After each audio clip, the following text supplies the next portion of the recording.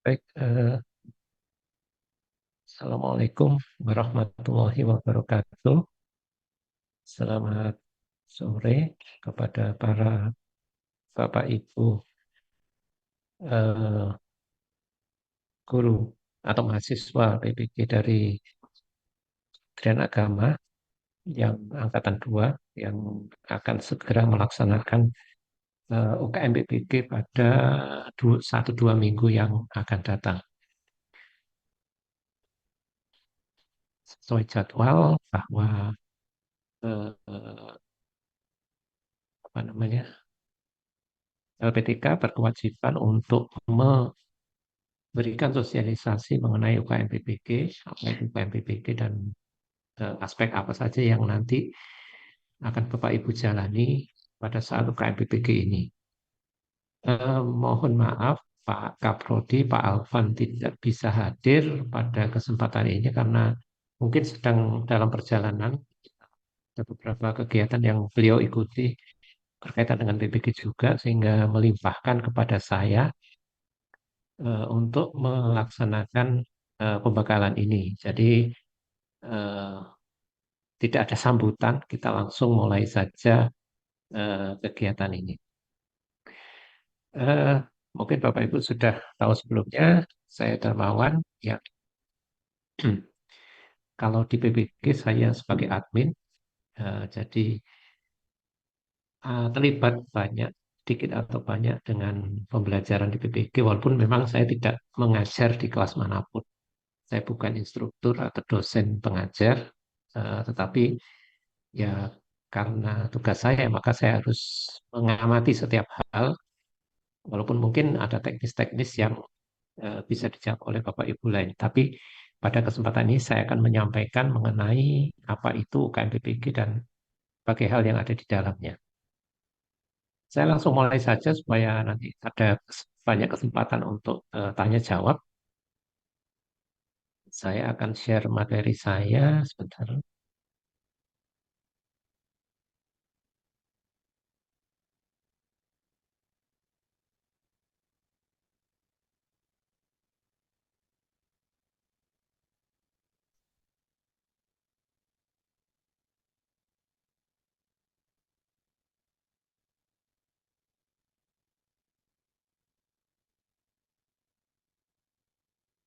Sudah tampak seharusnya.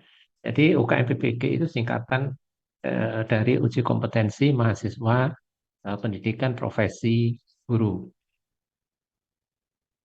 Eh, Dasar hukum dari UKM PPG itu sudah diatur dalam Peraturan Pemerintah Nomor 74 Tahun 2008 tentang guru yang diperbaiki dengan Peraturan Pemerintah Nomor 19 Tahun 2017 bahwa ada pendidikan profesi bagi guru yang kemudian nanti akan diakhiri dengan uji kompetensi yang meliputi ujian tertulis dan ujian kinerja. Jadi inilah dasar kenapa kok ada UP, ada UKIN. Nah, karena sudah disebutkan di peraturan pemerintah bahwa ada ujian dalam bentuk tertulis maupun apa namanya kinerjanya.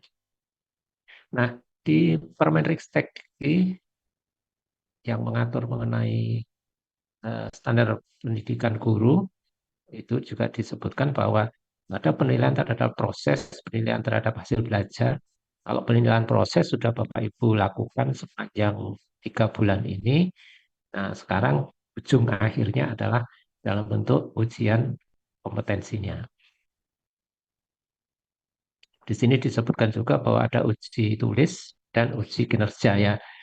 Eh, Maksudnya adalah walaupun namanya ujian tulis, tetapi jangan dibayangkan harus menulis di kertas tidak, tapi diwujudkan dalam bentuk ujian berbasis komputer. Nah, yang menjadi dasar dari uji pengetahuan atau uji kinerja itu adalah profil lulusan dan capaian pembelajaran. Jadi apa yang diharapkan dari seorang lulusan PPG. Ada 7 capaian pembelajaran eh, diharapkan bahwa Bapak Ibu ketika mengikuti pendidikan kemudian lulus itu yang pertama mampu melaksanakan tugas keprofesian. Bentar, saya keluar. Ya,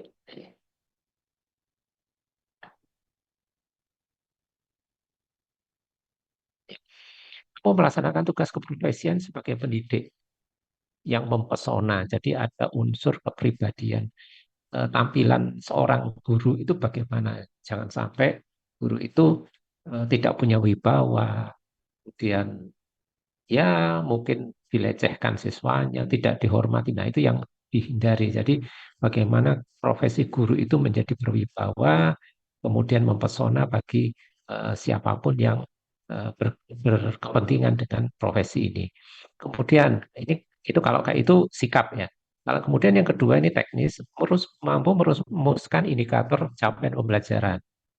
Itu capaian kedua.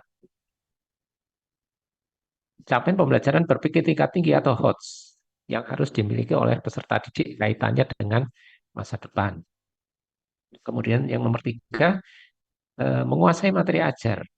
Nah, termasuk advance material. Jadi eh, penguasaan materi yang disampaikan ke siswa itu adalah salah satu merupakan capaian pembelajaran. Jadi jangan hanya sekedar baca buku disampaikan, tentu tidak. Bagaimana caranya supaya informasi yang ada di buku, walaupun memang ada textbook ya, buku teks, bagaimana caranya informasi yang ada di buku itu bisa dikuasai oleh guru.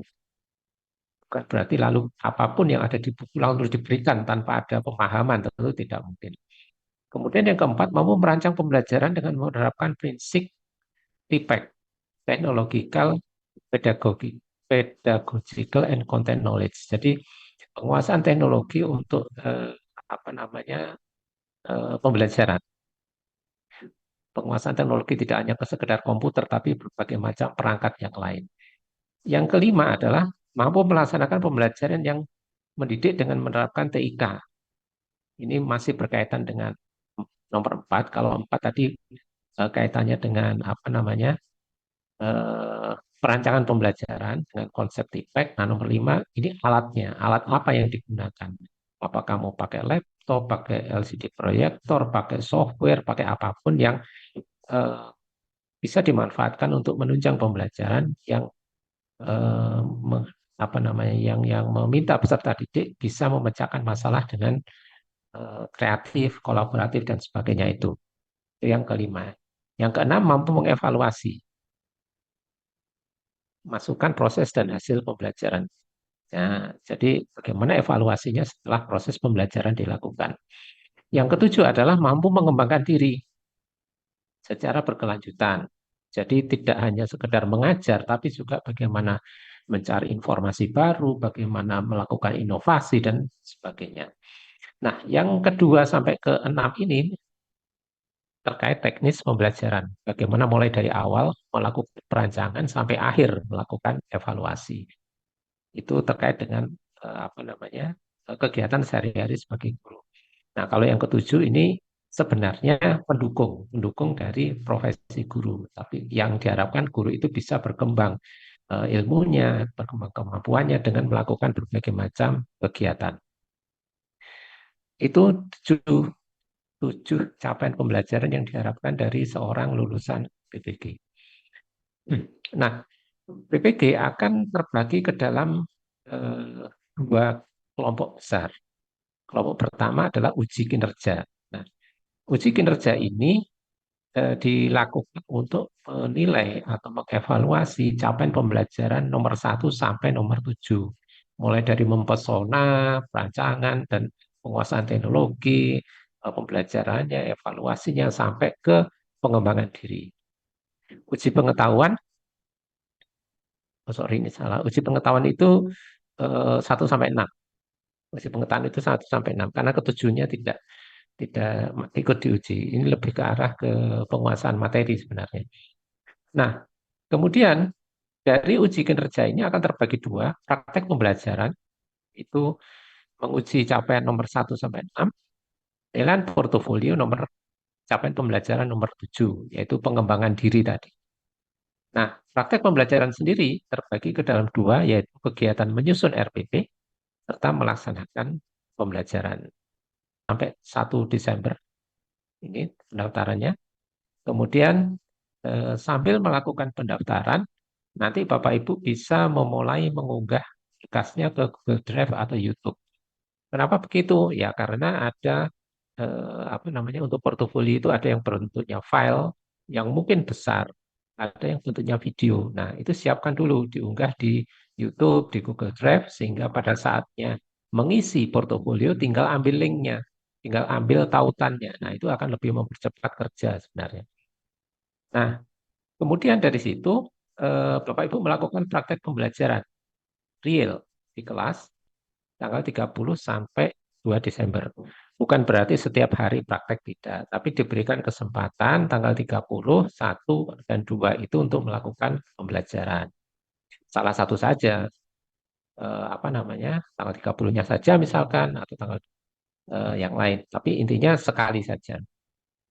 Nah, kemudian pengisian portofolio dan apa namanya, berkas praktek pembelajaran tanggal 3 sampai 6. Nah, 3 sampai 6 Bapak Ibu mengunggah upload berbagai jenis file itu. Kemudian nanti ya, kalau ini tidak ada kaitannya, kalau ini nanti apa namanya dilakukan oleh dosen dan guru penguji tanggal 8 sampai 12. Sudah Bapak Ibu tidak terlibat kalau yang tanggal 8 sampai 17 ini nggak terlibat. Nah, kemudian tanggal 10 Desember nanti Bapak Ibu melakukan cetak ulang kartu ujian. Kemudian bergabung dengan grup pengawas dan melakukan install aplikasi UP. Itu tanggal 10 sampai 11. Nah, nanti kemudian ada uji coba aplikasi tanggal 15 Desember. Kemudian pelaksanaan UP-nya tanggal 16 dan 17. Bukan berarti 2 hari tidak, tapi bisa jadi karena pesertanya banyak akan dibagi ke dalam 2 hari. Ya Bapak Ibu di salah satu hari saja, tidak berarti dua hari itu ujian terus tidak. Salah satu hari saja. Nah, jadi pelaksanaannya yang nanti perlu diperhatikan mulai dari pendaftaran sampai praktek mengajar, sampai pada upload, sampai pada ujiannya. Nah, pendaftaran dilakukan di website UKM BPG. Nah, ini nanti sudah mencakup pendaftaran UP dan UKIN. Jadi sekali daftar untuk 2 kali, 2 macam ujian. Nah, siapkan nanti yang diunggah saat pendaftaran file pas foto. Nah, pas foto ini sebenarnya standarnya sudah kami berikan pada saat registrasi mahasiswa dulu. Gunakan itu persis karena nanti itu yang akan diunggah di sertifikat pendidik. Usahakan fotonya benar karena kalau tidak benar nanti di belakang pasti ditagih. Fotonya harus benar. Jadi setelah pengumuman kelulusan kami verifikasi data, baru kemudian kami apa namanya cross check ulang semua data, semua foto. Nah kalau fotonya nggak benar kami minta. Kemudian file KTP formatnya JPG dan surat keterangan menyelesaikan beban studi PPG. Ini nanti kami yang siapkan. Jangan khawatir, ini kami siapkan. Kemudian nanti ya seperti biasa ketika mendaftar mengisi berbagai macam data dan akhirnya mencetak formulir pendaftaran UKM PPG.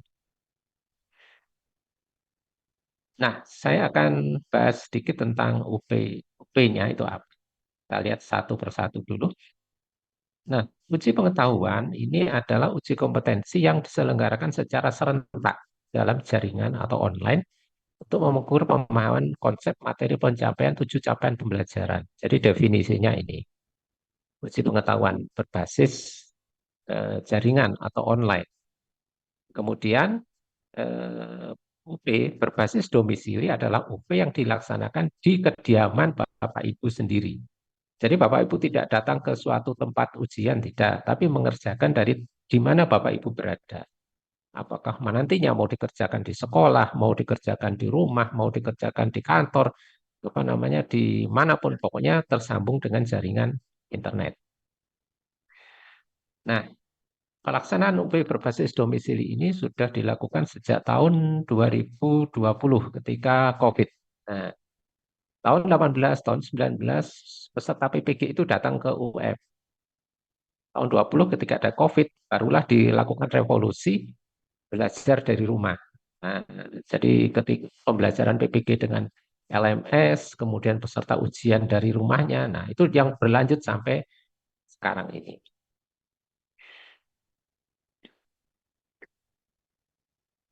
Nah, apa yang perlu dilakukan untuk memulai mengikuti UP ya. Pada tanggal yang ditentukan, peserta harus mencetak ulang formulir pendaftaran UKM PPG. Kenapa harus mencetak ulang? Karena ketika pertama kali mendaftar, belum ada jadwal ujiannya, belum ada siapa pengawasnya, belum ada. Jadi pokoknya nanti ketika daftar cetak aja dulu. Nah, sekian hari kemudian barulah daftar ulang karena di situ akan tercantum kapan ujiannya, hari apa, kemudian ruang ujiannya nomor berapa, grupnya yang mana. Nah, itu nanti akan ditampilkan di formulir. Kemudian peserta bergabung di grup pengawas melalui link yang disediakan di formulir. Kemudian menginstal aplikasi namanya Safe Exam Browser di laptop serta Zoom di handphone. Kenapa perlu ada Zoom? Karena digunakan untuk mengawasi eh, kerja Bapak Ibu. Jadi pengawas akan memantau Bapak Ibu melalui Zoom. Zoom-nya di HP. Bapak Ibu bekerja di laptop. Memang harus dua perangkat ini. Tidak boleh Zoom-nya sekaligus di laptop. Tidak. Memang harus di HP. Nah, nanti aplikasi SEP ini di-download dari website UMPPG. Jadi jangan menggunakan aplikasi yang lain. Versinya tidak cocok dan bisa jadi tidak akan connect dengan servernya UKM PPG. Nah, kemudian peserta melakukan uji coba setelah menginstal, nanti setelah ketemu pengawasnya, ada jadwal uji coba. Nah, pada saat itu dilakukan percobaan bagaimana menggunakan aplikasi, bagaimana login, bagaimana ngekliknya, bagaimana logout, dan sebagainya. Supaya peserta tahu besoknya itu kira-kira bagaimana gambaran kalau ujian sebenarnya. Nah, setelah uji coba, peserta mengikuti ujian pada sesi yang sudah ditentukan. Satu hari ada 2 sesi atau 2 kali ujian. Nah, peserta ada di salah satunya saja, tidak dua-duanya. Nanti akan terlihat di formulir pendaftaran.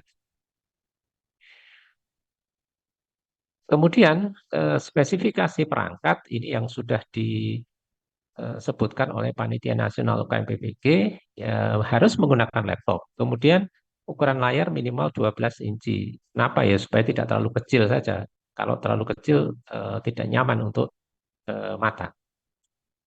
Menggunakan sistem operasi Windows atau Mac OS. Jadi yang menggunakan Chromebook tidak bisa. Yang menggunakan aplikasi sistem operasi lain tidak bisa. Harus Windows atau Mac OS.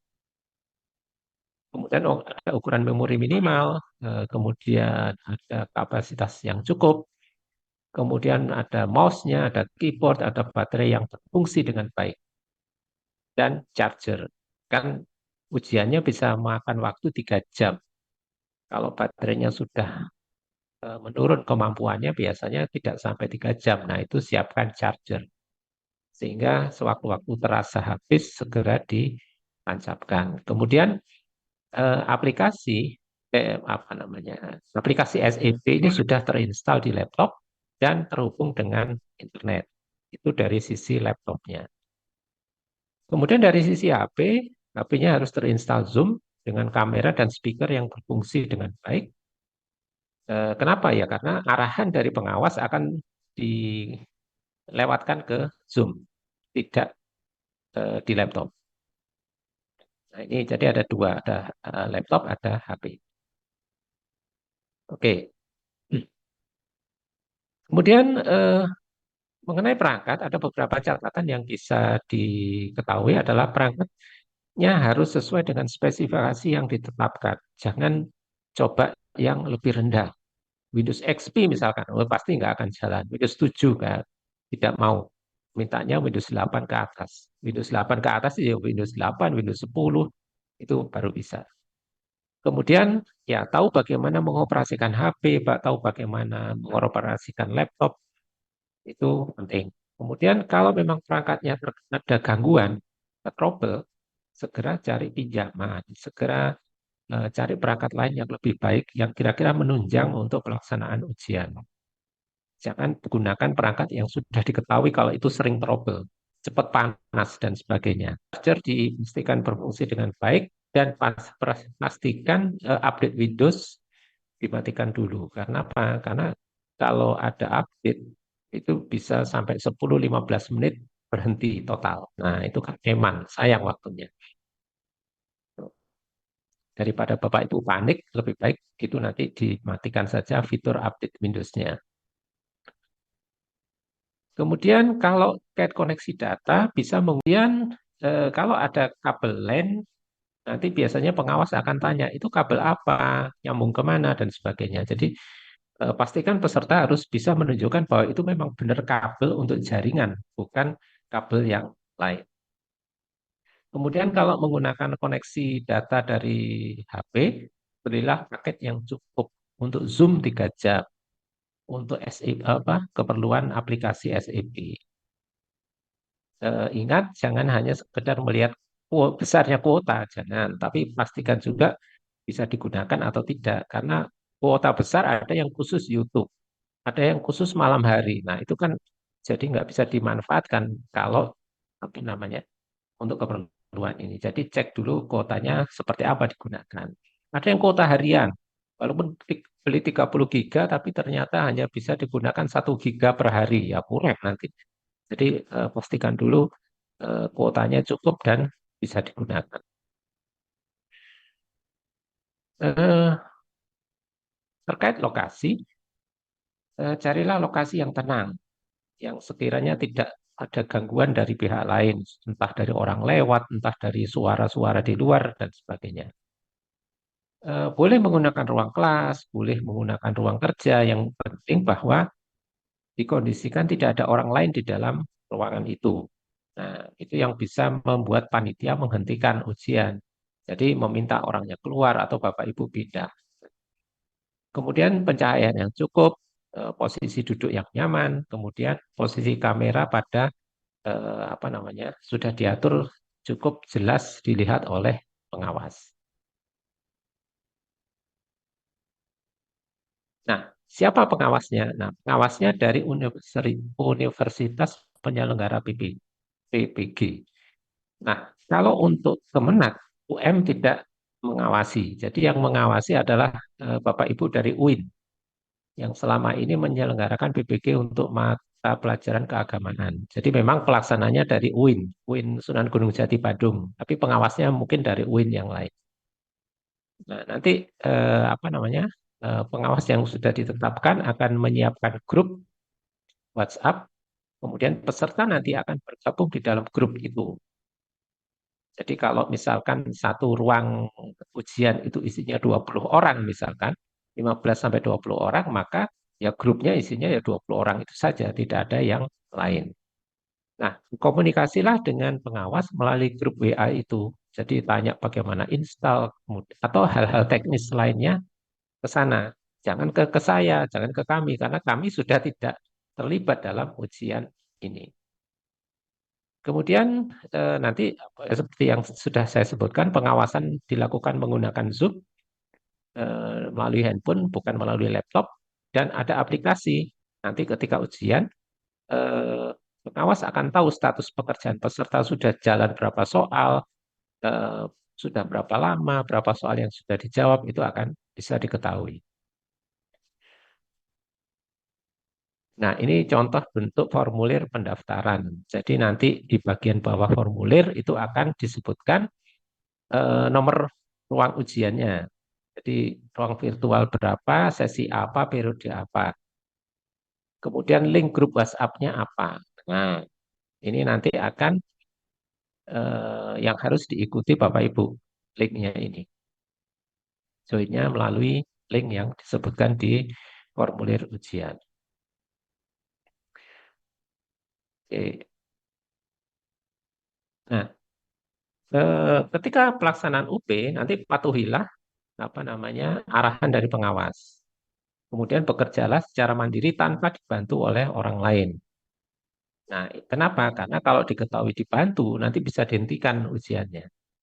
Tuh. Pengawas tinggal klik saja bahwa Ibu nggak bisa lihat soal lagi. Nah, seperti itu. Kemudian eh, peserta duduk di tempat yang terpantau oleh kamera Zoom, posisi menghadap layar monitor ke depan, kemudian wajah apa namanya tampak menghadap laptop. Kemudian dokumentasi, mencatat, memfoto dan sebagainya dilarang keras. Kemudian tidak boleh melakukan kegiatan yang tidak ada kaitannya. Misalkan lagi ujian ditinggal, nah itu yang tidak boleh dilakukan. Tuh. Nah, ini contoh eh, bentuk posisi ideal. Jadi serta duduk di meja, kemudian duduk dengan laptop di meja maksudnya. Kemudian kameranya di sisi kanan atau sisi kirinya tergantung dari keadaan ruang saat itu. Yang penting bahwa posisinya kira-kira seperti ini. Memang kamera tidak diarahkan namanya tidak diarahkan menampakkan soal tidak. Posisinya kira-kira seperti ini. Nah, ini contoh yang tidak ideal. Jadi kameranya di belakang. Jadi tidak kelihatan wajah dari apa namanya serta atau tidak kelihatan apa yang dilakukan karena tertutup oleh badan. Juga yang di sebelah kanan ini pakai ruang meja tamu, dia ya mungkin capek ya harus membungkuk sekian lama itu yang tidak disarankan.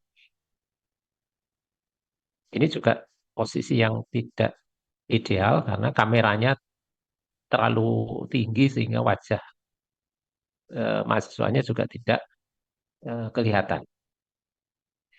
Nah, kemudian nanti di sisi pengawas akan tampil seperti ini yang tampak di layar ini bahwa kamera zoom dari peserta akan apa namanya menampilkan kondisi saat itu yang bisa dilihat oleh pengawas. Kelihatan siapa yang ada di ruang itu, kemudian apa namanya apa yang dilakukan Bapak Ibu akan semua akan kelihatan, terpantau dari pengawas. Nah, hati-hati ini ada orang yang membantu. Ini jangan sampai terjadi entah di belakangnya, entah di sampingnya, entah di bawahnya itu akan kelihatan. Jadi jangan sampai berbuat yang tidak seharusnya seperti ini.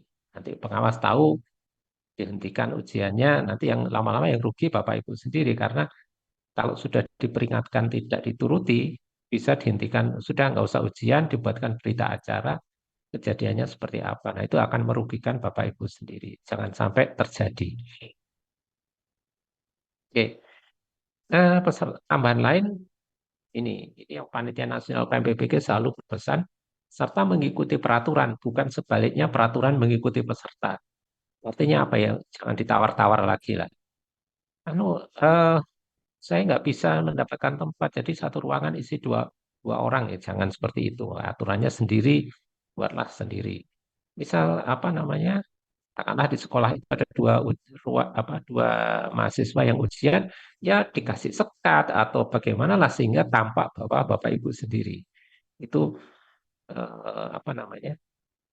Aturannya sudah demikian. Jadi sudah jangan ditawar-tawar lagi. Kemudian juga kisi-kisi materi sudah disediakan oleh Panitia Nasional dan sudah pernah dibahas pada saat pendalaman UP di perkuliahan PBG. Jadi kan membahas soal-soal. Nah, itu sebenarnya mengambil dari kisi-kisi yang sudah tersedia. Oke. Nah, sekarang ini yang mungkin agak berat kita bahas tentang UGIN atau uji kinerja. Karena kalau UP, ya pada dasarnya Bapak Ibu mengerjakan soal yang di komputer. Sudah itu saja dari awal sampai akhir, sedangkan UP atau UGIN, nanti Bapak Ibu yang harus menyiapkan sendiri semuanya. Nah, tadi sudah saya tampilkan diagram yang menunjukkan bahwa UGIN terbagi ke dalam dua bagian. Ada uji portofolio dan pembelajaran. Nah, sekarang kita bahas portofolionya dulu. Nah, portofolio akan menilai capaian pembelajaran yang ketujuh terkait dengan pengembangan diri. Bagaimana Bapak Ibu beraktivitas yang menuju ke pengembangan diri, peningkatan kemampuan kualitas Bapak Ibu sebagai seorang guru. Melalui penelitian, melalui refleksi, melalui pencarian informasi baru, melalui inovasi. Nah, ada 6 komponen portofolio. Yang pertama penelitian dan publikasi. Yang kedua refleksi. Yang ketiga pencarian informasi baru. Yang keempat menghasilkan inovasi. Yang kelima mendapatkan prestasi melalui kompetisi. Dan yang keenam adalah pengabdian kepada masyarakat. Nah, dari 6 ini ada 4 yang wajib, yang warna merah itu. Nah, dikatakan wajib itu bila salah satunya minimal terisi. Minimal salah satunya terisi. Tidak berarti bahwa keempat-empatnya harus ada isinya. Tidak dibatasi. Jadi apa? Misalkan katakanlah, saya cuma punya satu artikel, tidak pernah melakukan yang lain.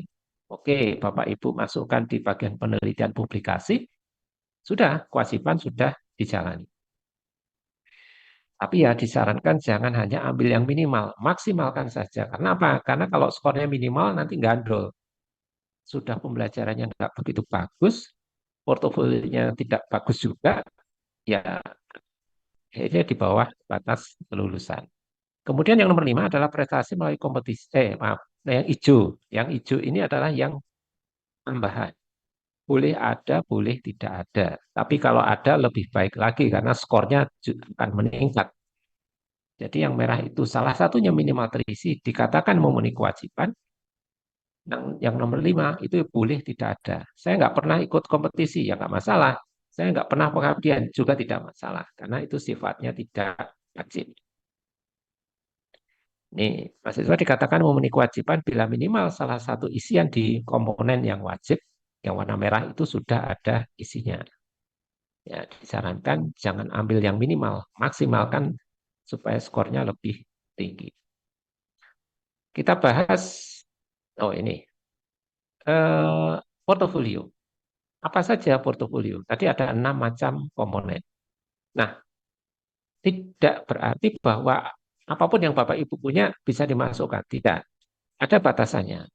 Yaitu selama 3 tahun sebelum menjadi peserta PPG. Hitungannya apa? Hitungannya adalah saat lapor diri. Kemarin Bapak Ibu, saya cek melakukan registrasi atau lapor diri pada bulan September 2023. Berarti yang boleh dimasukkan adalah Agustus 2020 sampai Agustus 2023. Sebelum itu atau sesudah itu tidak boleh dimasukkan. Jadi hanya 3 tahun sebelum menjadi mahasiswa IPG.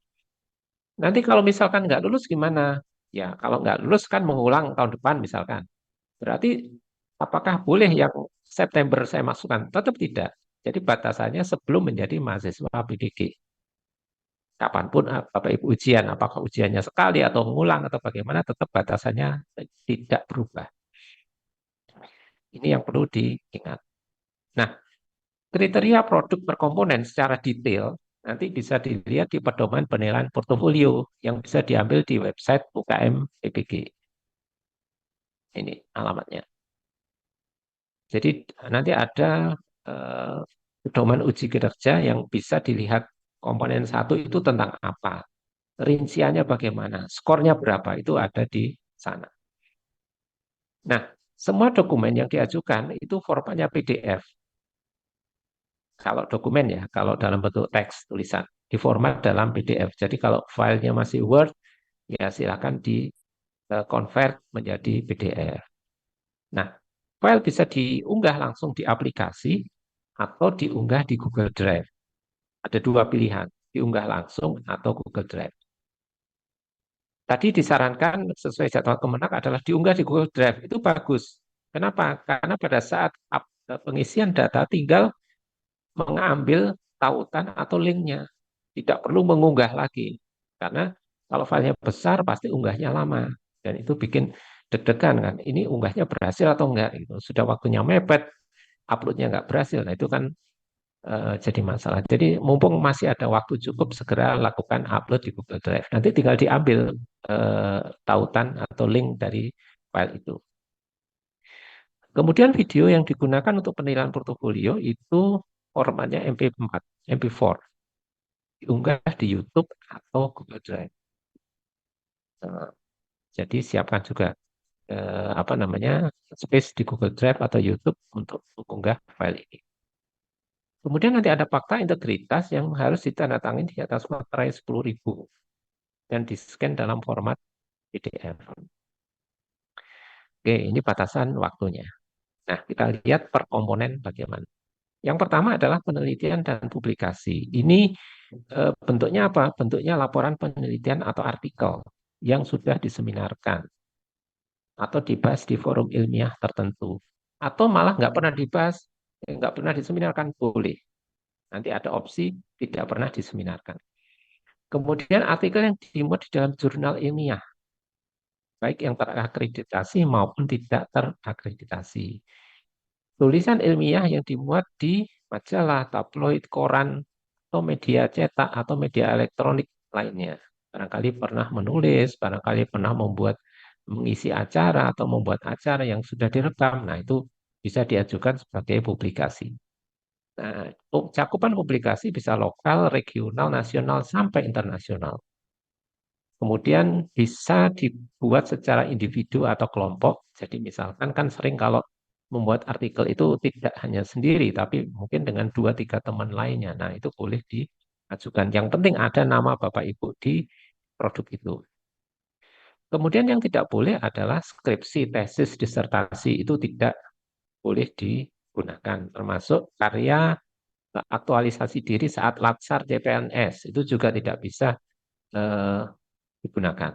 Jadi yang murni kaitannya dengan aktivitas Bapak Ibu selama ini. Itu yang pertama. Yang kedua adalah refleksi diri. Apa itu refleksi? Refleksi diri ini adalah eh, tinjauan atau review atau ulasan mengenai eh, apa namanya kegiatan Bapak Ibu dalam perencanaan, kemudian pelaksanaan, evaluasi pembelajaran, kegiatan dalam penelitian, pengembangan karya inovasi, ataupun kegiatan lain yang terkait dengan tugas guru secara umum. Kemudian isinya apa? Nanti isinya berupa narasi atau tulisan atau teks tentang permasalahan apa yang ditemui, kemudian bagaimana solusinya. Ceritakan permasalahan mungkin ya. Eh, Kelas saya ini siswanya kurang perhatian terhadap materi yang diajarkan, itu permasalahannya.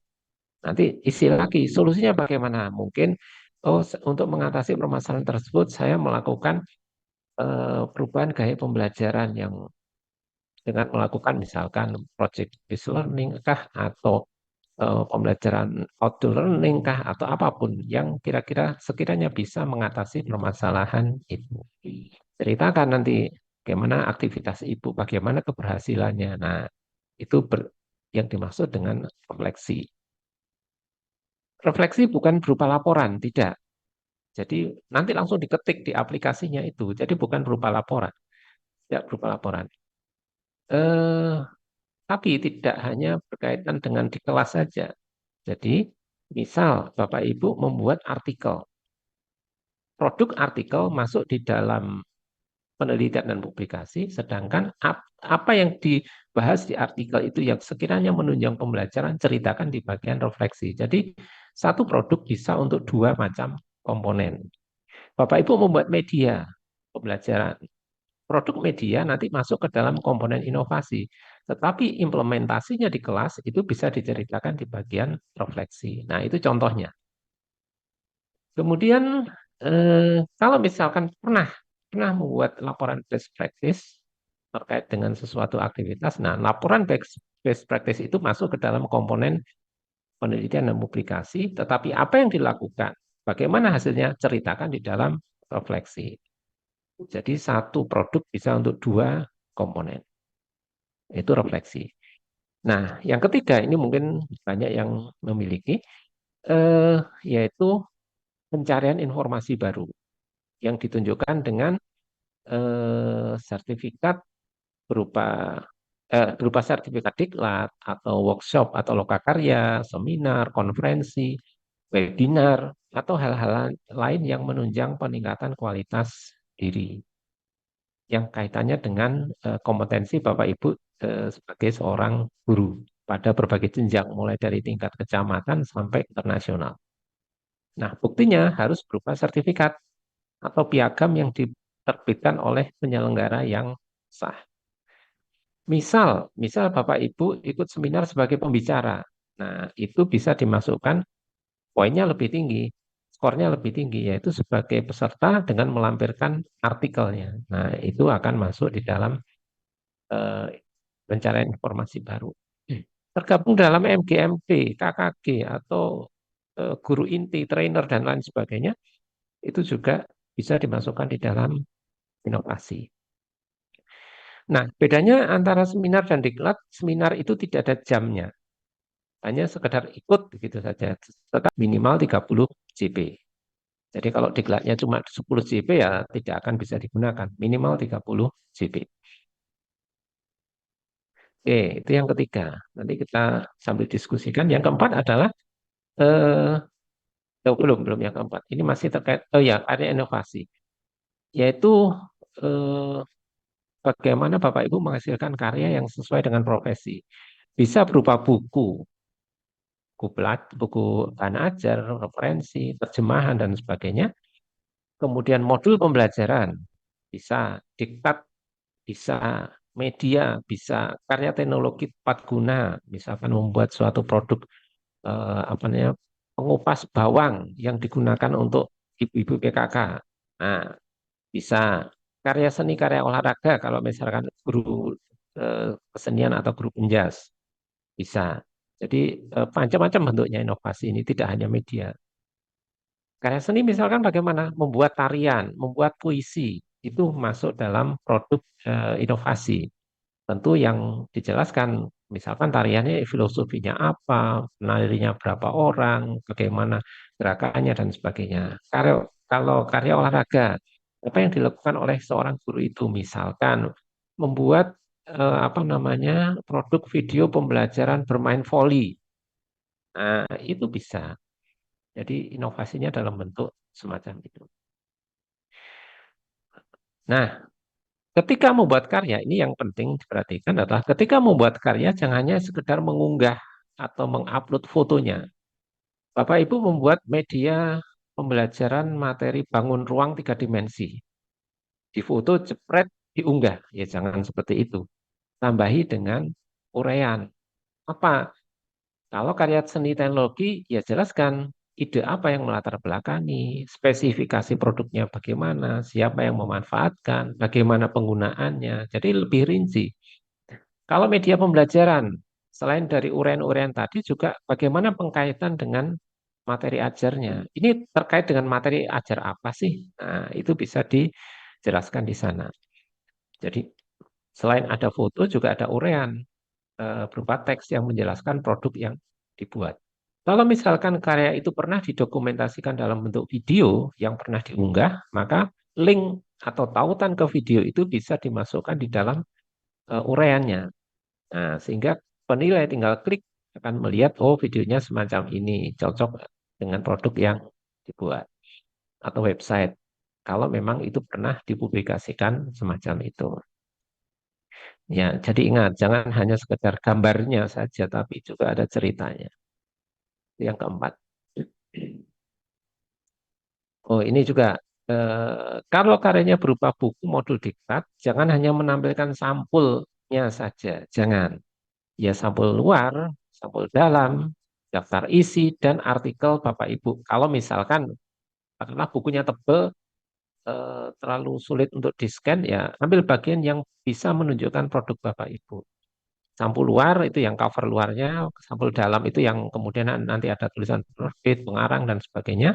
Daftar isi yang menunjukkan di mana artikel Ibu, Bapak Ibu, dan artikelnya sendiri atau teksnya, tulisannya sendiri. Kalau mau secara lengkap, boleh, itu lebih baik. Nah, tapi kalau modul diktat kan relatif tipis ya, silakan diupload selengkapnya. Beri tanda, saya nama saya ada di sini loh. Jadi supaya penilai tidak perlu mencari-cari lagi di mana posisi Bapak Ibu di dalam tulisan itu. Nah, bagaimana kalau bentuknya berupa aplikasi komputer, APK, aplikasi Android, atau Excel, aplikasi eh, Windows, atau HTML kalau membuat website? Tentu tidak bisa dimasukkan secara langsung di dalam aplikasi UKIN. Ya, artinya siapkan dulu barangnya, kemudian buat dokumentasinya. Bahwa nanti saya membuat aplikasi simpan pinjam pada koperasi sekolah.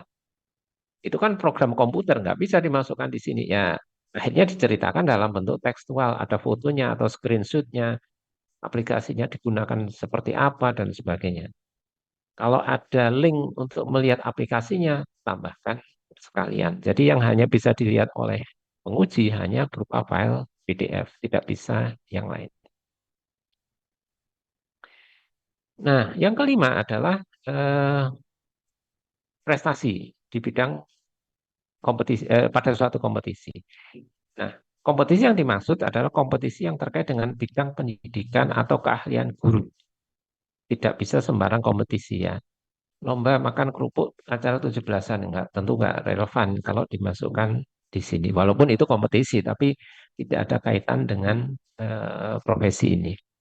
Buktinya adalah sertifikat juara. Jadi yang bisa diakui adalah yang juara utama sampai juara kelima. Jadi kalau apa namanya semifinalis atau partisipan ya tentu tidak bisa. Kemudian piagam dan sertifikat harus jelas menyebutkan nama Bapak Ibu. Kemudian juara atau finalis. Finalis masih bisa karena kan ikut final kemudian mendapatkan peringkat sekian, nah itu masih bisa. Kalau misalkan Bapak Ibu sebagai pelatih yang bertanding siswanya, ya tidak bisa walaupun mendapatkan juara. Kalau posisinya sebagai pelatih yang bertanding siswanya nanti masuk ke pengabdian, bukan di kompetisi. Karena yang berkompetisi kan siswa, bukan Bapak Ibu. Beda. Kemudian yang tidak bisa juga adalah piagam. Diberikan kepada Bapak ini yang telah berpartisipasi dalam kegiatan gotong royong membersihkan lingkungan sekolah, ya nggak bisa. Itu hanya sekedar tanda penghargaan saja, bukan kompetisi dan bukan juara. Oke, yang keenam, itu yang terakhir adalah pengabdian. Nah, ini bentuknya mengabdi sebagai warga sekolah atau warga masyarakat yang dibuktikan dengan adanya sertifikat atau surat tugas atau SK yang diterbitkan oleh yang terkait. Apa itu kegiatan sekolah? Misal terlibat di kegiatan penerimaan siswa baru, panitia penerimaan siswa baru, atau kegiatan hari besar, atau kegiatan lain di sekolah yang bukan rutin. Yang tidak termasuk ya wali kelas, pembina ekskul itu kan rutin, kegiatan rutin. Nah, yang sifatnya non rutin itulah yang bisa dimasukkan di pengabdian sekolah. Kalau kegiatan masyarakat bagaimana? Misal ikut sebagai takmir masjid, ada SK yang diterbitkan oleh pengurus masjid, yayasan misalkan, silakan. Ikut suatu ormas tertentu, silakan. Atau kegiatan lain. Nah, kalau kegiatannya sama, tapi waktunya berbeda, katakanlah sebagai panitia penerimaan peserta didik baru pada tahun 20, 21, 22. Jadi 3 tahun berturut-turut sebagai panitia.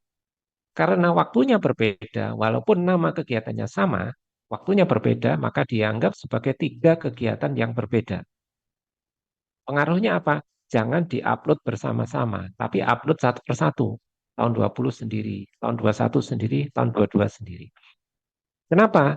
Kalau diupload masing-masing, maka setiap kegiatan akan punya skor. Tapi kalau digabung, diupload jadi satu, skornya cuma hanya dianggap satu kegiatan saja, bukan 3 kalinya, tidak.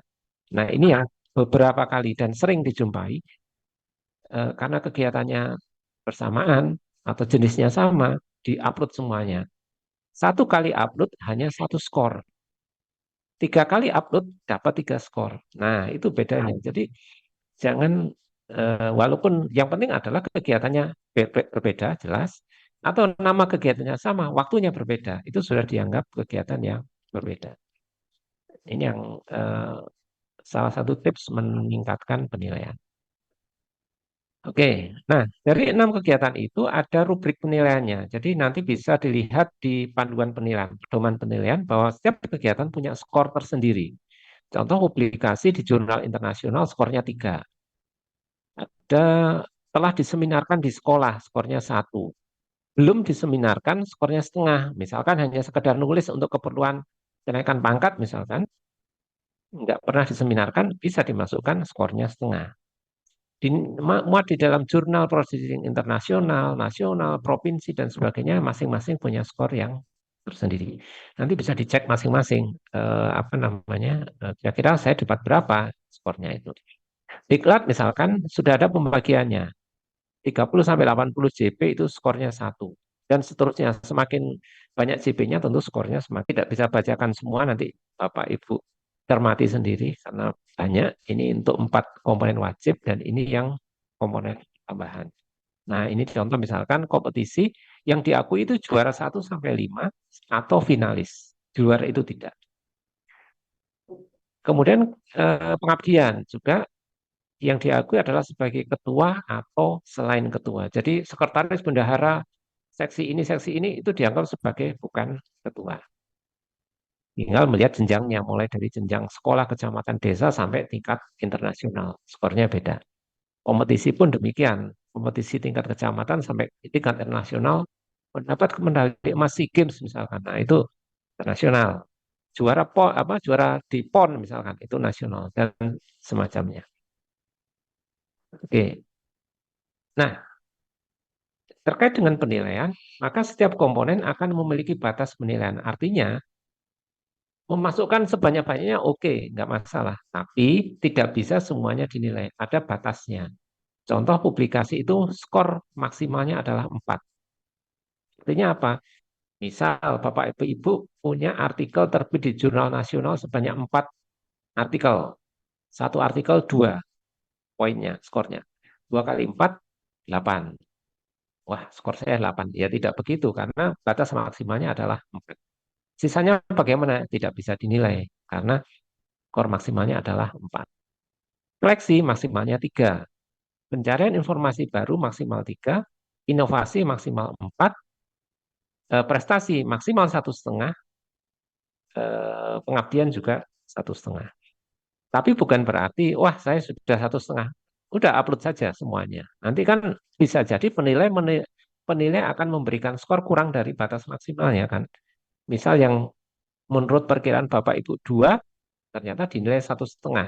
Jadi kalau dibuat pas, tentu bisa jadi akan turun skornya. Sudah, kira-kira kalau sudah di atas batas ya masukkan saja, tidak masalah.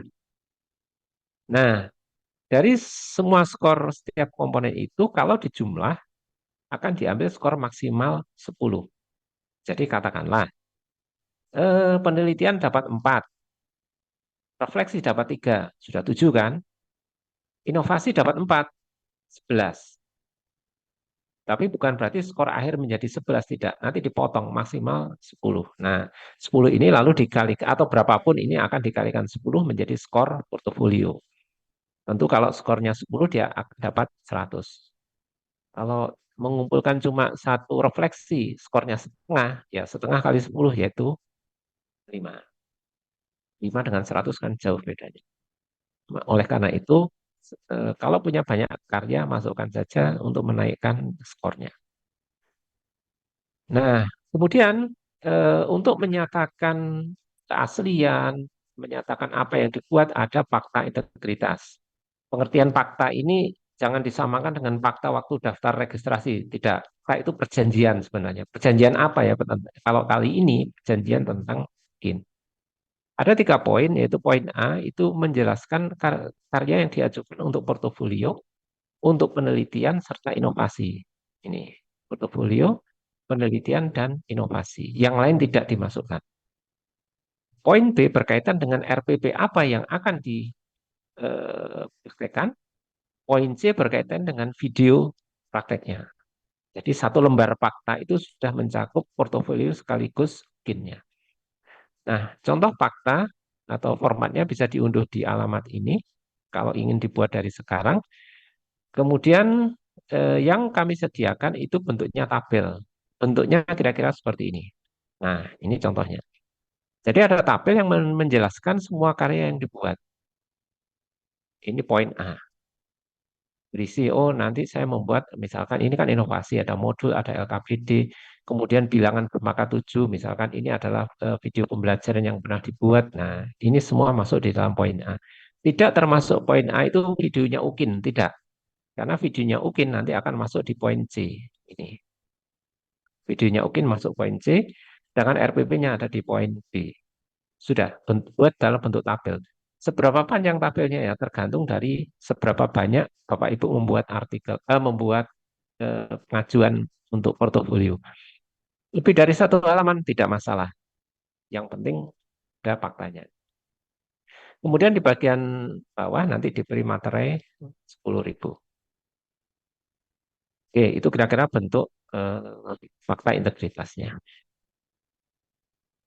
Nah, ini beberapa kasus yang sering terjadi adalah saya nggak pernah ikut seminar, Pak. Saya daerah terpencil, saya susah dapat informasi. Ya tidak masalah sih sebenarnya. Tapi ingat bahwa setiap guru pasti melakukan pembelajaran dengan berbagai macam masalah, dengan berbagai macam variasi. Nah, itu yang bisa dibuat sebagai refleksi.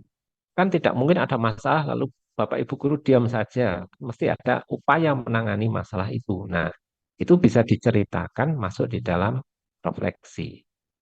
Nah, kalau kurang maksimal, buat refleksi dari kegiatan lain. Penelitian. Saya pernah menulis atau melakukan penelitian PTK misalkan. PTK sebagai produk vertikal, dia masuk di komponen penelitian. Tapi upaya apa yang dilakukan, ceritanya masuk di dalam refleksi. Membuat media itu masuk dalam inovasi. Apa yang dilakukan bisa diceritakan dari refleksi, jadi bisa maksimal. Kemudian sering yang terjadi adalah memasukkan karya yang tidak sesuai dengan kriterianya. Produknya berupa media, tapi dimasukkan di dalam penelitian. Itu salah, karena beda. Kriteria penelitian kan berupa artikel, berupa apa namanya, publikasi dan sebagainya. Tapi kalau bikin buku, bikin diktat, bikin modul, itu masuk dalam inovasi. Kemudian karya yang di luar batas waktunya. Ingat ada batas waktu 3 tahun. Kemudian karya yang digabungkan jadi satu. Tadi sudah saya ceritakan, pisahkan, jangan digabung-gabungkan karena waktunya berbeda. Kemudian kalau misalkan setelah itu masih minimal ya berarti harus ditingkatkan skor ukinnya. Katakanlah mentok saya sudah nggak punya apa-apa lagi, minimal ya ukinnya harus buat lebih baik. Kenapa begitu? Nanti ada perumusannya kita lihat di belakang. Oke, sekarang kita masuk ke dalam UKIN atau uji kinerja. Ini adalah hal-hal apa yang akan dibahas di UKIN. Ada CP1 sampai CP6, capaian pembelajaran 1 sampai 6. Bagaimana CP1, ingat tadi pendidik yang mempesona, berwibawa. Kemudian CP2 bagaimana perumusan indikator, CP3 bagaimana penguasaan materi ajar, CP4 perancangan pembelajaran, CP5 pembelajaran yang mendidik dengan memanfaatkan TIK, CP6 adalah evaluasinya. Jadi mulai dari perancangan sampai ke evaluasi tercakup semua di dalam KIN. Nah, prosedurnya bagaimana? Peserta melaksanakan pembelajaran sesuai jadwal yang ditetapkan. Ingat tadi tanggal 30 sampai 2 kalau nggak salah. Ya, pilih salah satu hari di antara itu untuk melakukan pembelajaran. Kemudian pembelajaran dirancang selama 2 JP saja, jangan lebih. Karena prakteknya juga akan juga 2 JP. Materinya apa? Materinya sesuai diharapkan sesuai dengan yang dijadwalkan pada 30 November sampai 2 Desember itu materinya apa ya udah itu yang diajarkan. Kemudian pembelajaran dilakukan secara real dalam menggunakan kelas real. Jadi ya di kelas seperti biasa Bapak Ibu mengajar cuma direkam. Nah, itu bedanya.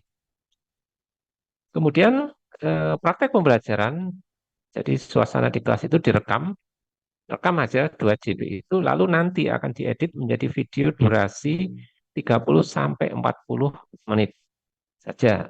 Tapi sudah mencakup yang lengkap mulai dari awal sampai akhir. Jangan hanya sekedar dipotong tapi tidak menunjukkan pembelajaran secara utuh. Apa yang bisa dipotong? Ya misalkan kegiatan diskusi kan nggak harus diskusi itu di apa namanya rekam seluruhnya atau ditampakkan seluruhnya. Mungkin ya suasana diskusi secara sekilas ya itu sisanya kan bisa dibuang. Intinya 30 sampai 40 menit. Kemudian tidak menggunakan Google Meet atau Zoom karena kan konteks kelas real kan sudah pakai pembelajaran direkam pakai kamera video atau kamera HP lalu seperti biasanya. Nanti video yang 30 sampai 40 menit itu jangan dihias-hias dengan profil sekolah, profil UM tidak. Itu makan waktu dan nggak ada gunanya. Sudah fokus ke pembelajaran saja. PP ya, media ya, apa namanya bahan ajar ya, evaluasinya itu semua diunggah ke Google Drive, boleh ke aplikasi UPin juga bisa. Sedangkan kalau video yang setelah diedit tadi diunggah di YouTube atau Google Drive. Oke, itu terkait dengan teknis uploadnya. Nah, ini contohnya. Nanti pada bagian awal, serta memperkenalkan diri. Ada perkenalan sambil membawa formulir pendaftaran UKM PPG. Ya, perkenalan nama Bapak Ibu siapa, di sekolah apa, materinya yang mau diajarkan apa. Ya, pengenalan singkat saja, 1-2 menit cukup. Kemudian pakaian UM tidak menentukan jenisnya apa, apakah hitam putih boleh, batik boleh, pakai baju PSH boleh, silakan. Apa yang berlaku di sekolah itu, sekolah saat itu gunakan, tidak masalah. Kemudian video direkam dalam satu rangkaian pembelajaran, bukan terpisah. Sekarang rekam pembukaan, besok rekam penutupan tidak, tapi tetap sebagai satu kegiatan yang utuh. Nah, apa yang dinilai? Nah, yang dinilai adalah kecepatan alur dan tahapan proses pembelajarannya. Kan namanya alur juga harus tertata dengan urut, jangan melompat-lompat. Kesesuaian antara RPP yang dibuat dengan implementasinya. RPP bilangnya bagaimana, tentu harus diterapkan sama persis dengan yang dirancang. Penguasaan bahan ajar, bagaimana interaksi dengan siswa, bagaimana penggunaan media, bagaimana perlakuan kepada siswa kalau ada masalah, bagaimana evaluasinya. Itu yang menjadi penilaian di dalam video pembelajaran ini. Dan artinya apa ya? Tampakkan suasana itu sehingga bisa dinilai. Bagaimana evaluasinya? Mungkin ya kan harus tanya jawab kan namanya juga direkam, bukan kegiatan Bapak Ibu melakukan koreksi tugas tidak, tapi bagaimana evaluasi mungkin menanyakan sesuatu atau bagaimana. Intinya demikian. Nah,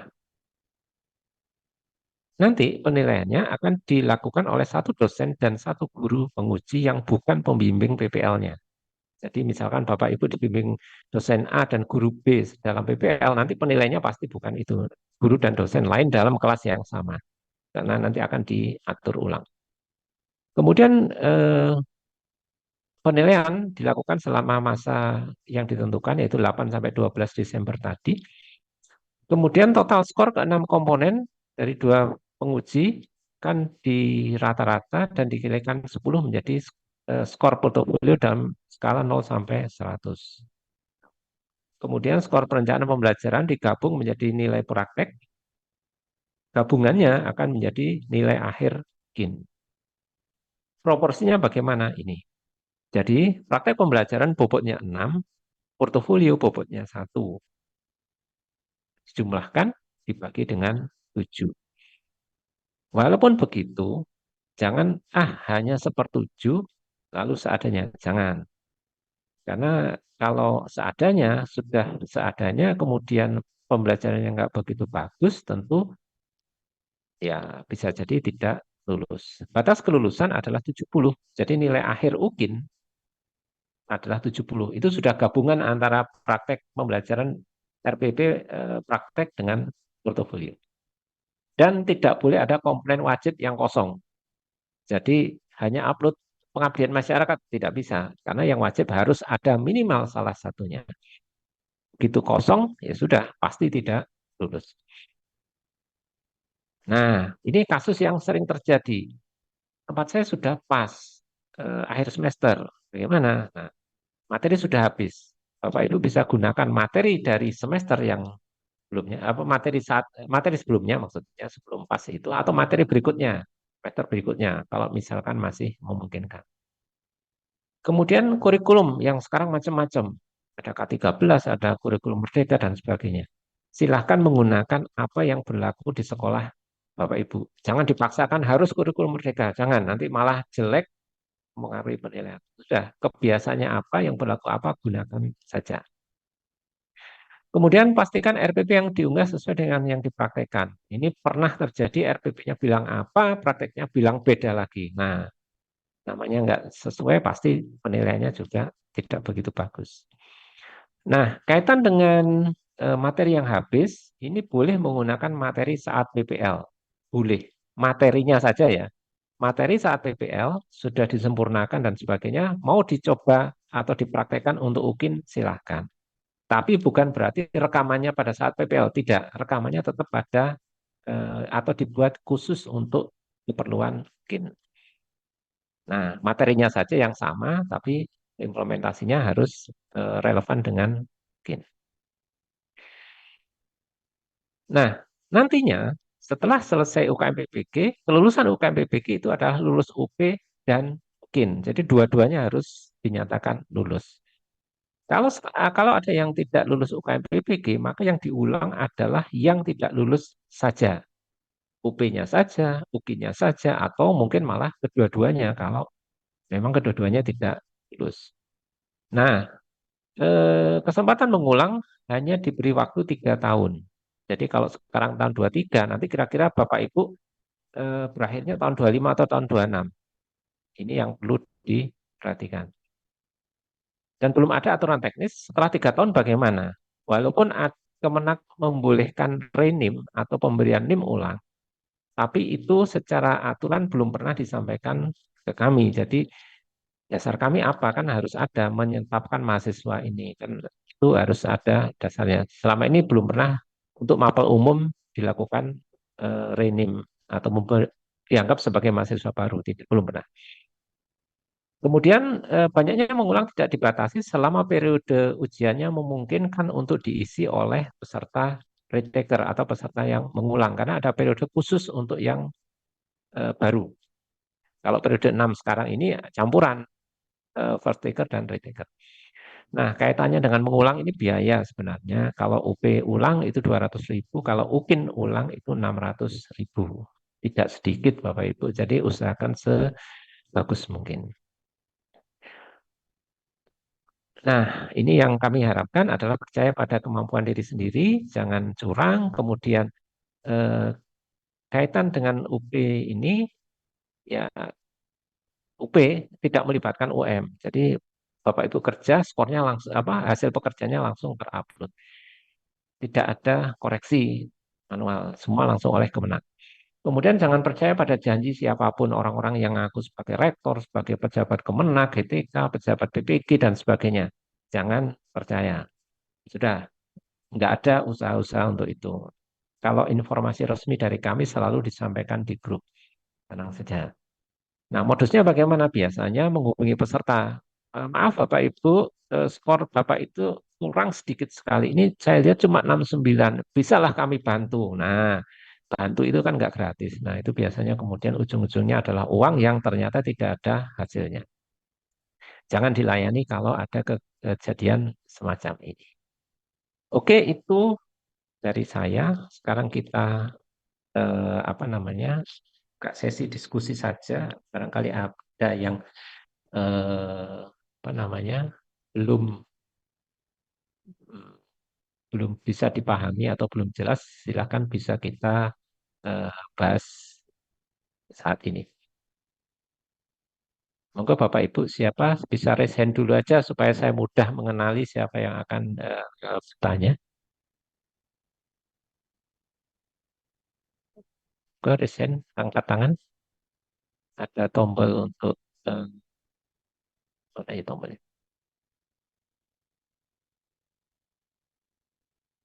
Siapa? Barangkali ada yang mau ditanyakan, monggo.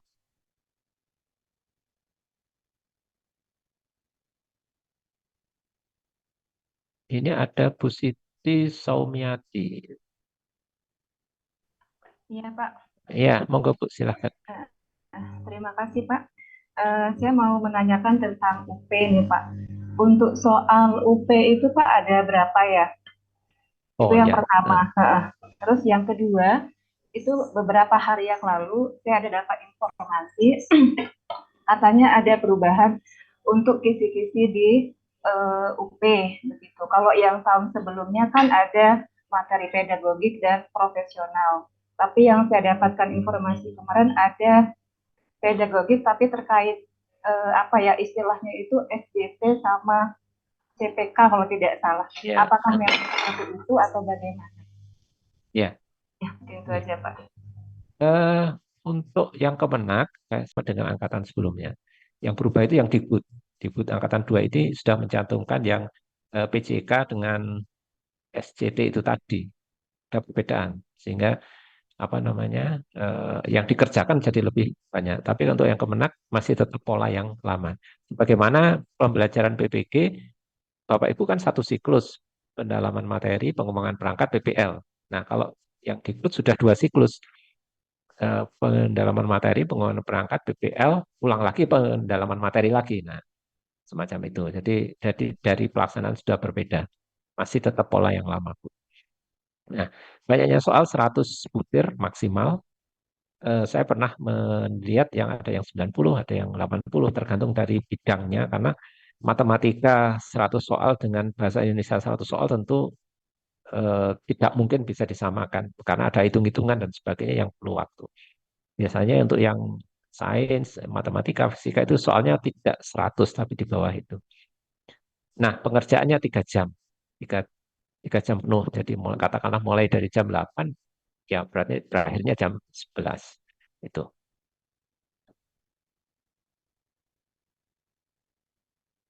Gimana, Bu? Sudah? Sudah, ya. Suaranya nggak keluar. Terima kasih, Bu, Bu Siti. Moga Pak Yasri, kita lanjutkan ke Pak Yasri. Terima kasih Pak atas waktu dan kesempatannya. Oke. Di sini saya ingin bertanya tentang refleksi Pak, Hmm. karena ada dapat informasi dari teman yang di LPTK yang lain, eh, katanya untuk PKG itu bisa juga dimasukkan sebagai refleksi. Apakah benar atau seperti apa Pak? Terima kasih. Eh, bentuknya apa dulu? Nah, ini bentuknya apa? Penilaian kinerja guru kan kalau nggak salah. Iya, Ya, ingat bahwa yang dimaksud dengan refleksi itu kan tinjauan atas aktivitas apa yang dilakukan. Nah, apa apa dampak atau apa tindak lanjut dari PKG itu? Kinerja guru dinilai, terus apa? Nah, selanjutnya itulah yang bisa diceritakan dalam refleksi. Kalau memang misalkan katakanlah ada semacam monitoring atau monef dari kepala sekolah misalkan melakukan monef, pembelajaran atau memberikan masukan, lalu mengadakan perbaikan, Bapak Ibu mengadakan perbaikan itu bisa aja direfleksikan. Tapi kalau hanya sekedar penilaian selesai, ya tidak ada refleksinya kalau semacam itu. Itu Pak. terima kasih Pak. Iya sama-sama.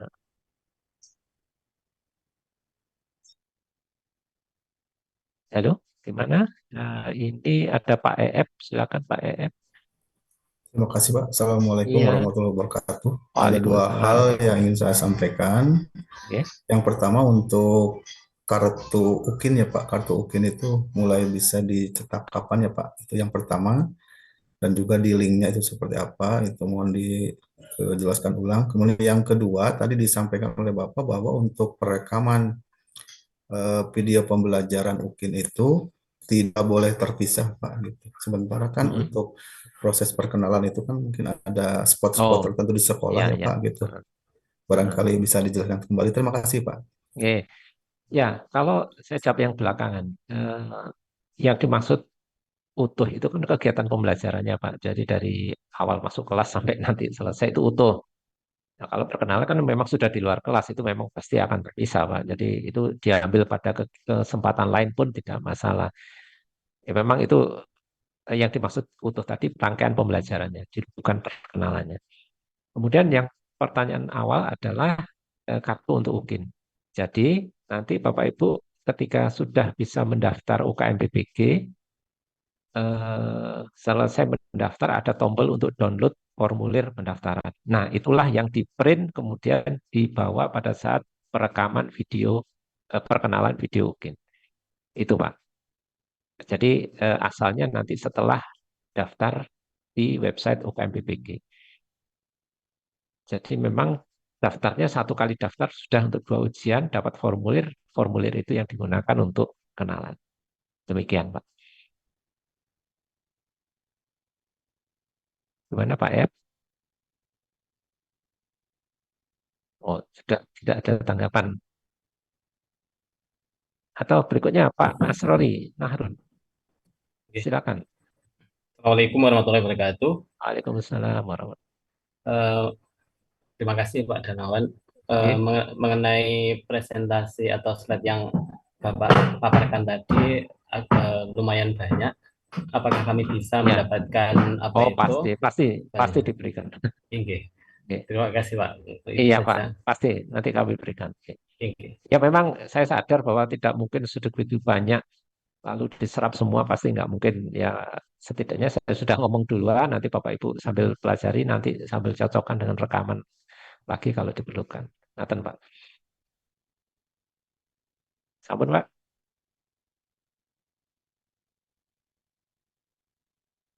Oke, kalau sudah kita bisa ganti ke Pak Setio. Oke, Assalamualaikum warahmatullahi wabarakatuh. Waalaikumsalam warahmatullahi wabarakatuh. Oke, Pak.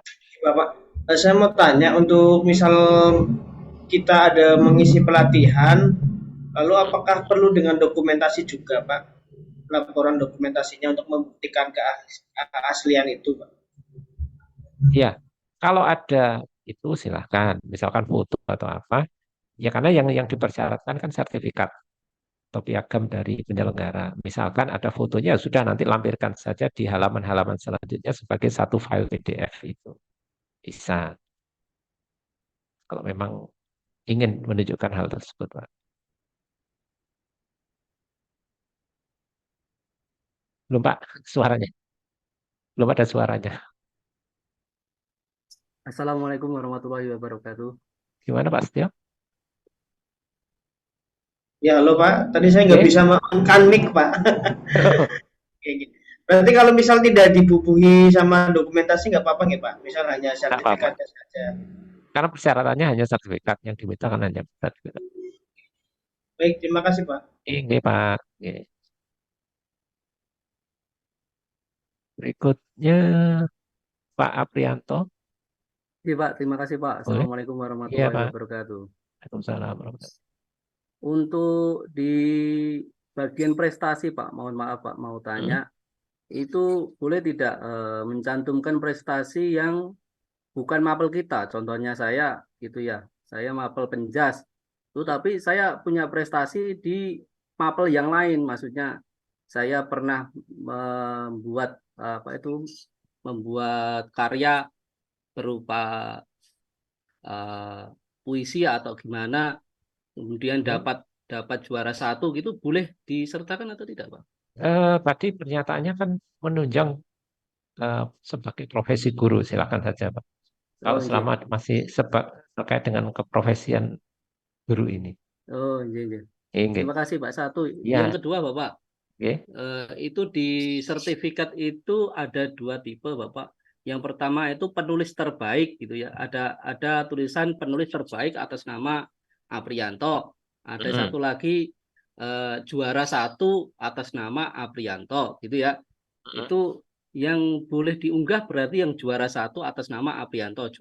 Penulis terbaiknya tidak boleh gitu Pak ya? Dicoba saja Pak. Saya tidak, karena yang jelas pasti yang ada menyebutkan juara. Oh gitu Itu ya Pak pada ya. lomba yang sama atau gimana, Pak? Beda Pak, beda lomba Pak. Kalau misalkan terbaik itu dianggap sebagai juara 1 ya artinya disamakan dengan juara 1, monggo. Silakan Oh saja. iya. Ya. Iya. Terima kasih Bapak. Oke, Pak. Pak Syaifur Rahman, silakan monggo berikutnya.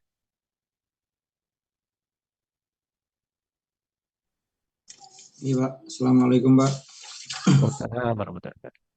Iya Pak. Saya adalah retaker, Pak. Saya Oke. mahasiswa 2023 kemarin. Mm-mm. Begini, Pak. Kemarin kan syarat mengikuti UP adalah harus lulus UKIN. Nah, kemarin ketika kita UP itu tidak lulus, berarti kita hanya mengulang UP saja, Pak, ya? Bentar. Sebenarnya syarat lulus Dulu UP, kan kita gini, Pak, sama dosennya. UKIN saya lulus apa enggak ya, Bu? Loh, kalau sudah ikut UP, berarti UKIN enggak ada masalah. Ini keluar sama mboten, ya. Lah saat niki bagi kita yang ucapan apa? Karena kita lulus UP aja atau sama UKIN.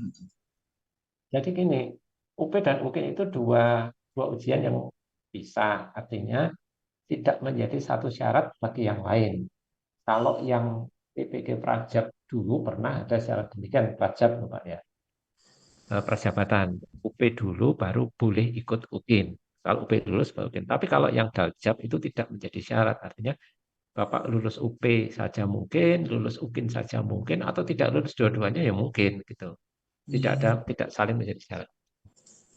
Dikatakan lulus UKM PPG kalau lulus dua-duanya, itu baru syaratnya. Jadi selama dua-duanya belum lulus, maka belum bisa dikatakan lulus UKM atau lulus uji kinerja, uji kompetensi, belum lulus ke kompetensi guru, ngaten Pak. Kalau bagi saya, Pak, ya berarti kita UP saja, Pak. Berarti apa saja yang kita persiapkan nih, Pak, ya? UP, kalau UP ya belajar materi kisi-kisi kisi-kisi materi sesuai dengan kisi-kisi yang ada di website UKM PPG itu Pak. Ya memang kalau namanya kisi-kisi kan sebenarnya mengarahkan ke hal apa yang akan ditanyakan. Nah, tapi bentuk pertanyaan kan memang macam-macam, Pak. Tidak bisa lalu dipastikan berbunyi begini tidak, tapi mengarah ke itu ya, Pak. Soalnya ada sosialisasi kok ada studi kasus gitu kan. Itu gimana, Pak? Tidak ada apa mengulang saja seperti soal-soal kemarin, apa ada tambahan tugas gitu, Pak? Enggak ada, tetap mengerjakan soal itu. Setuju dulu ya. Terima kasih.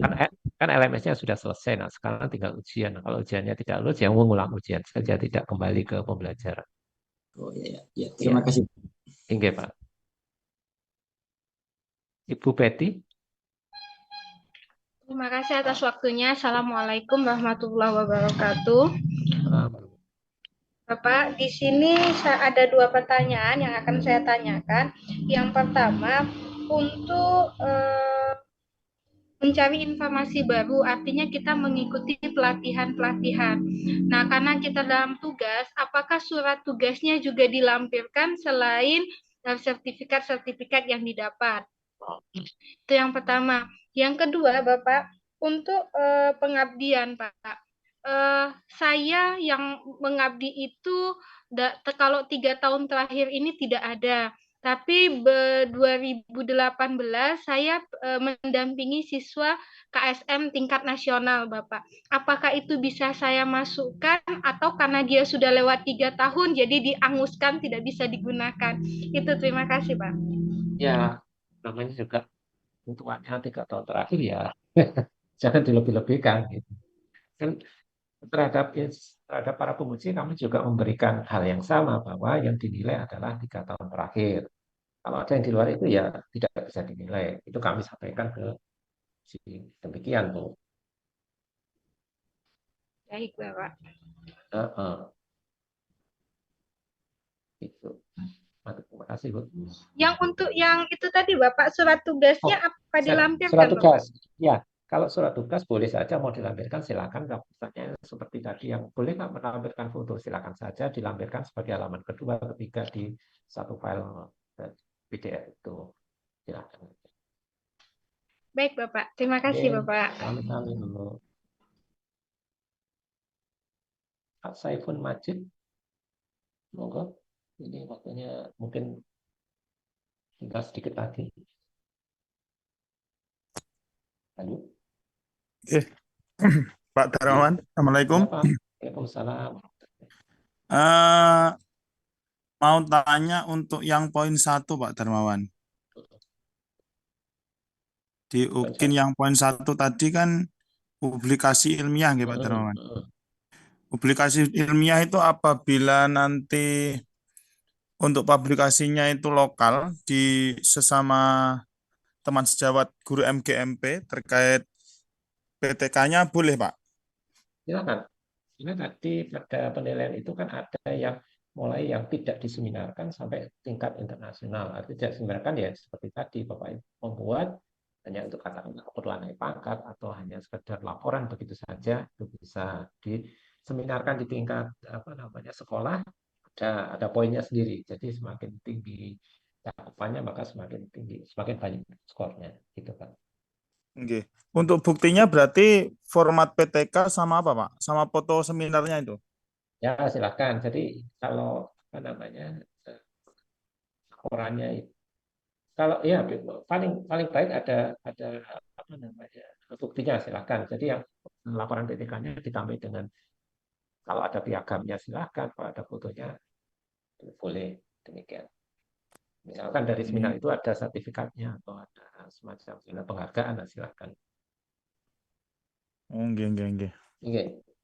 Berarti enggak perlu anu nggih, cuma hasil dari penelitiannya itu aja nggih. Ya. Sama kalau bisa ada jurnal buat jurnal gitu nggih. Iya, betul. Nggih. Terus untuk yang poin 4 Pak, yang kedua, menghasilkan karya inovasi. Di situ kalau membuat media atau alat peraga pembelajaran boleh nggih? Dibuktikan dengan apa Pak kalau itu? Iya, memang media itu kan nggak harus apa namanya, nggak harus berupa video, nggak harus berupa media fisik dan sebagainya, macam-macam kan bentuknya. Nah, yang jelas seperti tadi, kalau media kan barangnya fisik kan mau diupload bagaimana ya, jangan dalam bentuk gambar kan. Bapak foto medianya, nanti ada penjelasannya media ini tentang apa, bagaimana penggunaannya, berkaitan dengan materinya di materi yang apa, gitu ada ceritanya. Jadi nanti foto fisik dari media atau alat peraganya itu, terus waktu digunakan siswa dan paparannya, nggih. Betul, paparannya itu yang menjelaskan. Nggih.